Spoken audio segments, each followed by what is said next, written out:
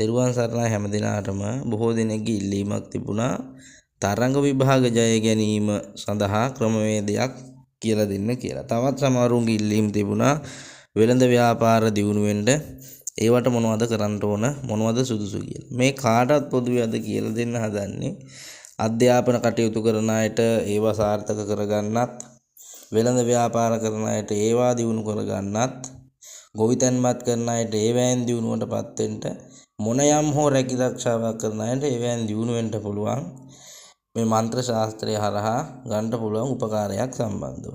එතකොට මේකෙදි මම කියලා දෙන්න හදන්නේ යන්ත්‍රයක් හදාගන්න විදිහ. දැන් මන්ත්‍ර රාශියක් සම්බන්ධව අත්හදා බලන්නත් ඇති ඒ සම්බන්ධව හොයන අය ඒ වයින් ප්‍රතිඵල ගත්තෝ යත් ඇති නොගත්තෝ යත් ඇති. කාටත් පොදුවේ දැන් යන්ත්‍රයක් හදාගන්න විදිහ. එතකොට මේකෙදි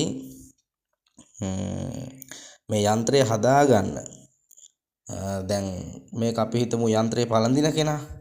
දැන් මේ පළඳින්නේ තමන්ම නම් මේක යන්ත්‍රය හදන කෙනා පිළියෙල කරන කෙනා ධර්මානුකූල කෙනෙක් වෙන්න ඕනි. පේ වෙලා අංග සම්පූර්ණව මල්ලෙහනක් හදලා සුවඳ දුම් ආදිය මේකට පූජා කරලා මේ මන්ත්‍රයක් තියෙනවා මේ යන්ත්‍රයට අදාළව මේ මන්ත්‍රය 10 වරක් ජීවම් කරගන්න ඕනි. 10 වරක් කිව්වහම මේ මන්ත්‍රය ටිකක් හුරු කරගත්තාම 10 වරක් කියනවා කියන එක ඊතරම් අමාරු දෙයක් නෙමෙයි.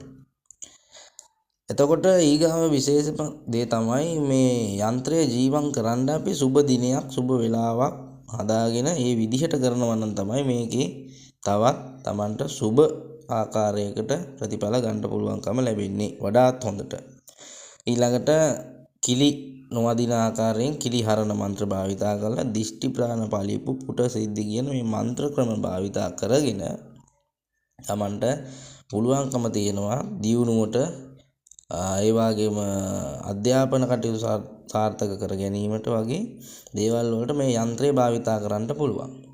එතකොට නිවැරදිව ඒ පිළිවෙලට ඒ දේ කරගත්තොත් Tamanට පුළුවන් මේ වගේ දේවල් වලින් Tamanට මේකෙන් පිහිටක් ලබන්න.